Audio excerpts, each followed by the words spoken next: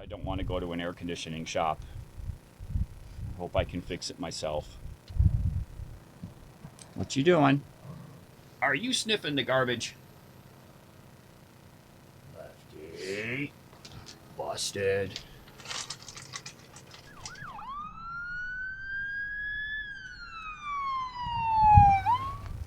Hi everybody, good morning. So we are still here in Nevada. We are getting ready to hit the road. I think tomorrow we're gonna head out because it's just too warm here. The sun has just been really brutal. It does cool off at about 4 p.m. A cool breeze starts to come through here. That's been the pattern. But we've run into a problem. When we were in town day before yesterday, it was hot. The town here is a few thousand feet lower than what we're at now. So it was up in the mid 80s, sun, and we got ready to drive back here to the camp, which is about a 25-mile drive, and I turned on the air conditioning in the cab of the truck, and it didn't work. Now this might seem like not a big issue, but some of the most stressful times I've spent up in the cab of the truck is when we're in really hot weather and Lefty is just hot. He's baking and he gets panting so hard, and that really wears on me. You know, I know if I'm hot, I can always go and splash water on myself, and I know I can make the heat subside, but I don't know if he has that same, train of thought in his mind. And when I see him just tongue to the side of his mouth, panting so hard, it really makes me feel terrible and it really stresses me out. So when I turn on the air conditioning in the cab of the truck when we're driving, he lays right down and takes a snooze. So I've got to have that air conditioning up there for driving out here in this kind of weather. I mean, it's unsafe. The heat out here is actually unsafe. You can really run into trouble if you don't keep yourself cool out here. It has always worked. It was never great. I used to have to run it on the max AC setting, and either on the highest fan setting, or once it got really cooled down, I could click it down to the one below the highest fan setting. But it was pretty much always on like full blast just to stay comfortable up in the cab. And I would hang the curtain there, which blocked off the back from the front, so we were focusing the AC cooling into the cab. So it was never great, but it always worked. So when we were getting ready to come back to camp, and I turned it on, nothing, and just hot air, and I'm not hearing the compressor, the clutch engage on the compressor and the cycling that you typically hear. I could always hear when the air conditioning was running in the truck. I could hear the cycling on and off, and that's not happening now. So something is keeping the clutch from engaging. So I've spent yesterday reading up on how to troubleshoot air conditioning issues. This is new to me. I've never had to work on an AC system. So this morning I started by checking a fuse. I had the air conditioning running a couple days ago, this unit here, because it got hot and I was cooking inside. So it was getting hot, so I turned on the AC for a few hours till it started to cool off outside, and then I turned it back off. It felt great. I haven't turned on that AC in, months and months. And I'm sitting in there and I'm getting warm, and I'm like, wait, why don't I just turn on the AC? So I came out here, removed these items that are kind of packed in next to it and turned that baby on. I ran it for about 3.5 hours. The shadows started getting long, and after 3.5 hours I was at 98.9%. so I used 1.1% of my batteries, so it was running off the solar. All right, so I'm gonna get out my multimeter. I actually just bought a new multimeter, well, a few months ago now. The one I did have was just a cheap little guy. This is the kind that has the clamp that you can clamp around cables and measure their voltage and amperage draw. I'll put a link down below, because this thing, it wasn't a ton of money and it's really high quality. I'm super happy with it so far, so I am going to recommend it. Once I get it open here, we'll get a look at it. So up in here in this fuse block, like I said, number 13 controls that selector switch up on the dash. So here you can get a look at this multimeter. So as I said, it does have this clamp that you can clamp around cables to measure what their voltage or amperage is that they're passing. It has these plug-in power leads here for testing, for probing wires, and they come with little protective caps because these are sharp. Okay, so I'm just going to put it on voltage. It can do AC or DC. Let me get a flashlight. I would recommend everybody get one of these type LED lights. These are magnetic based and they're very strong, so you can stick them anywhere. So these are great for posting and like hanging under the hood of the truck when I'm working out there.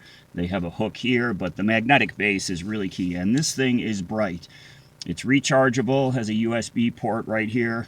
I'll put a link down below. It's an Astro. I've had this for easily 3 years and it's still going strong, just like the day I bought it. It's a 15 amp. It's on the 3rd row from the top.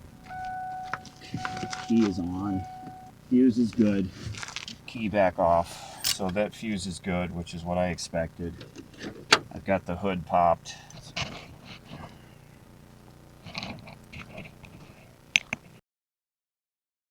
There's a number 13 fuse that controls the rotary switch up there on the dash where you select vent or AC or heat, and the switch was working, so I knew that the fuse was most likely good, and it was. So it's not the fuse, unfortunately.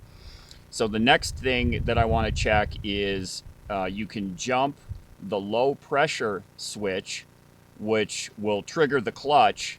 Because this is the van and because this is an ambulance package, you guys know it's stuffed under the hood of this thing.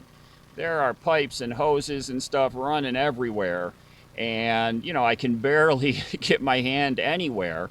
So just identifying that low pressure switch, that's where I'm at right now. If I have low refrigerant, that means there's a leak somewhere in the system.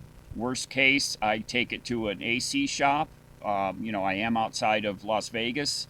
There's a lot of air conditioning shops. If I can get into one of those, and again, I'd like to get out of here tomorrow. My plan was, if the air conditioning was fine and everything was good, we were going to get up at like 6 a.m. tomorrow and hit the road.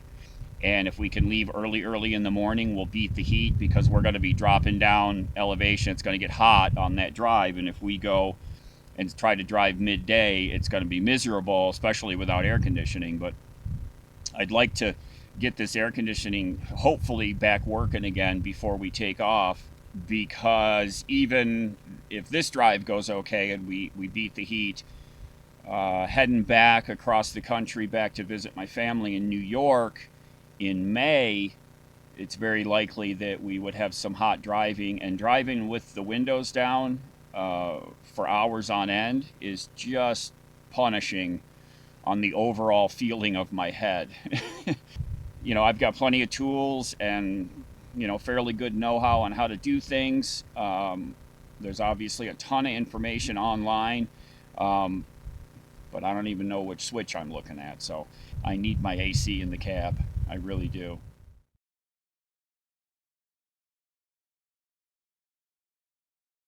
I talked about our air conditioning problem, so I got it solved as much as I could.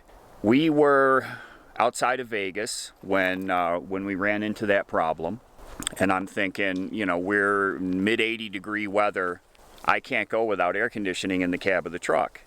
After troubleshooting it as best I could, I didn't have a solution. So I looked online for air conditioning repair, and obviously in Vegas there's going to be a bunch of them. So I found one, had really good ratings. I called the guy. I said, hey, I'm traveling through the area. My air conditioning has stopped working. So he's asking, you know, what kind of vehicle? He said, well, what's it doing? Blower's blowing, no cold air. It was working before the winter. I haven't used it in 4 or 5 months. Tried it, and it doesn't work. And he took the time over the phone to start explaining to me what he thinks is wrong with it. He said, we charge $110 for a evac and recharge. That's probably all you need to get it back operational again. He said, you can come right now. We got time right now. I said, I'll be there in an hour. So we packed up real quick and drove up and over the mountain down into Vegas. It's hot as a bitch, you know. It was in the mid 80s. Found the shop, super nice. He hooked up his machine. Had great conversations with him. They did the evac, the recharge, started the truck, got it operating. He wasn't happy with the coolness. Now, it never had great air conditioning.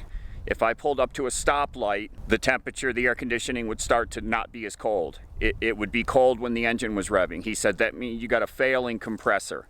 And he explained they have reeds in them, and over time those reeds start to weaken. So he got it working. It's better than it was, but it's still not great. So we drove back to the camp with working air conditioning again. He got it working, but he took the time to really explain exactly what's going on. I trust exactly what he said after, you know, spending an hour with him down there. Super, super nice guy. So if you're in the Vegas area and you need air conditioning work, call these guys up. Star Auto Electric and AC Repair. I'm not sponsored by these guys at all, but they treated me so well. He's got a brand new snap-on AC machine, good equipment, really down-to-earth people. I absolutely trust them. I paid him my $110. It's working a little better than it was, but I need a compressor. He showed me, I thought my compressor was down on the bottom passenger side of the engine. He's like, no, it's right up here on top. I'm like, oh, I can change that. Of course, I'll have to get another recharge, but you know I'm going to be working on getting rid of this AC unit up here. So when I do that, I'll replace the compressor up front since I'm going to be evacuating the whole system at that time. That disaster happened and I had it solved within a day. So just right off my mind now, I'm back to where I was. Thank goodness. Everybody, thanks for watching. Take care, be safe. We'll see y'all again really soon. Good to see y'all. He's just found one of those big black beetles. Left, leave it, leave it, leave it, left.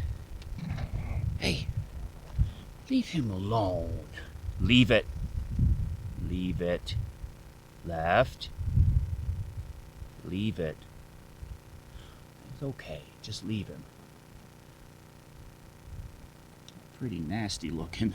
That'd probably bite you.